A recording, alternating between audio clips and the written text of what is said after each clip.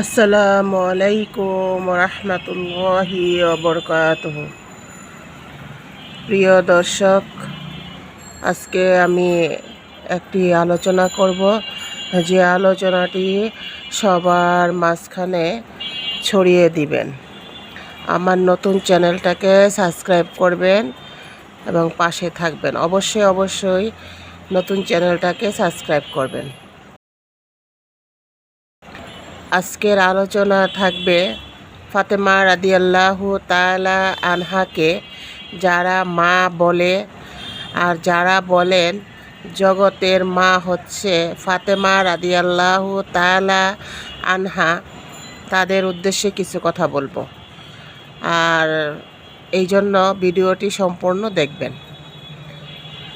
আল্লাহুম্মা সাল্লি আলা সাইয়্যিদিনা মাওলানা মুহাম্মদ ওয়া আলা আলি সাইয়্যিদিনা মাওলানা মুহাম্মদ। রাব্বি জিদনি ইলমা, রাব্বি জিদনি ইলমা, রাব্বি জিদনি ইলমা। আজকে প্রথমেই বলেছি যে কথাটি বলবো সেটা হচ্ছে, যারা বলেন যে ফাতেমা রাদিয়াল্লাহু তাআলা আনহাকে জগতের মা বলা হয়, স্বয়ং আল্লাহ পাক রাব্বুল আলামিন তাকে ফাতেমা বলে আখ্যায়িত করেছেন। নাউজুবিল্লাহ মিন জালেক। এই কথাটি যারা বলেন তারা সম্পূর্ণরূপে ভুল বলেন, কারণ আল্লাহ বলেছেন তার কোনো শরিক নেই। লা ইলাহা ইল্লাল্লাহু মুহাম্মাদুর রাসূলুল্লাহ সাল্লাল্লাহু আলাইহি ওয়াসাল্লাম। আল্লাহ হচ্ছেন এক ও দ্বিতীয়, তার কোনো শরিক নেই, তার কোনো জন্মদাতা নেই, তার কোনো বাবা মা নেই, তার কোনো ভাই ব্রাদার নেই, তার কোনো আত্মীয় স্বজন নেই। আল্লাহ কাউকে মা বলে সম্বোধন করবেন এটা তার প্রয়োজন নেই। আল্লাহ পাক রাব্বুল আলামিন নিদ্রা যান না, তিনি ঘুমান না, তিনি খান না। তিনি মানুষের এবং তার বান্দার যত কিছু সৃষ্টি করেছেন, অগণিত সৃষ্টির স্রষ্টা হচ্ছে একমাত্র আল্লাহ পাক রাব্বুল আলামিন। এই সৃষ্টির স্রষ্টা, তিনি সবসময় তার সৃষ্টির প্রতি বিপদ আপদ কখন কি হবে সেগুলো পরিদর্শন করার জন্য সর্বক্ষণ আল্লাহ পাক রাব্বুল আলামিন তার বান্দার প্রতি নজর রাখেন। সুবহানাল্লাহ। আল্লাহ পাক রাব্বুল আলামিন বলে, খলাকাল মাউতা ওয়াল হায়াতা লিয়াবলুয়াকুম আইয়ুকুম আহসানু আমালা। প্রতিটি মানুষের মৃত্যু নির্ধারিত করে থাকেন আল্লাহ। আল্লাহ জানেন কখন কোন মানুষ মৃত্যুবরণ করবেন। আল্লাহ বলছে, মৃত্যুর জন্য তোমাদের চিন্তা করার কোনো দরকার নেই।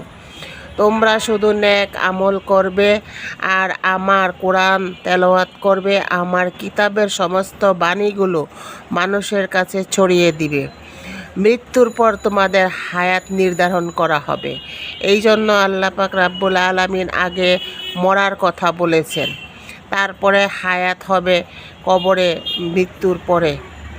যারা এই কথাটা বলে যে আল্লাহ পাক রাব্বুল আলামিন ফাতেমা রাদিয়াল্লাহু তাআলা আনহাকে মা বলে সম্বোধন করেছেন, কথাটি সম্পূর্ণ ভুল বলেন। বড় বড় স্কলার এবং বড় বড় আলেম ওলামারা তারা কখনোই এই কথাকে কোনোদিনই প্রাধান্য দেন না। আমি কিছুদিন আগে একটি আলেমের টপিকসে শুনলাম, তাহিরি হুজুর উনি একটা জিকিরের মধ্যে একটা বয়ান করতেছিলেন। তার পার্শ্ববর্তীতে তিনি বললেন যে আল্লাহ পাক রাব্বুল আলামিন স্বয়ং নিজেই নাকি ফাতেমা রাদিয়াল্লাহু তাআলা আনহুকে মা বলে সম্বোধন করেছেন। নাউজুবিল্লাহ মিন জালেক। আপনারা যারা এই কথাটা জানেন কিংবা শুনেছেন, এই ভিডিওটা দেখেছেন, তারা অবশ্যই কমেন্টসে জানাবেন যে কথাটা কতটুকু সত্য। আমার কাছে এই কথাটা সম্পূর্ণ জালিয়াতি মনে হচ্ছে এবং জাল হাদিস থেকে এই কথাটা নেওয়া হয়েছে। আবারও বলছি, এই কথাটির জন্য নাউজুবিল্লাহ মিন জালেক তওবা আস্তাগফিরুল্লাহ পড়া উচিত। কারণ হচ্ছে আল্লাহ কারো দয়ায় বাঁচেন না। আল্লাহর আমাদেরকে দয়া করলে আমরা বাঁচতে পারি, নতবা বাঁচতে পারি না। কারণ আল্লাহ যদি নিদ্রা যাইতেন তাহলে আল্লাহ পাক রাব্বুল আলামিন যখন মুসা আলাইহিস সালামকে তুর পাহাড়ে একটি গ্লাসে পানি নিয়ে যেতে বলছিলেন, সে গ্লাসে যখন পানি নিয়ে দাঁড়িয়ে থাকেন, কিছুক্ষণ পর মুসা আলাইহিস সালাম ঘুমিয়ে পড়েন। হাত থেকে গ্লাসটি পড়ে ভেঙে যান। ঘুম থেকে উঠে দেখেন তার হাতের গ্লাস পড়ে পানিতে ভেঙে গেছে, পানি পড়ে গেছে, ভেঙে গেছে।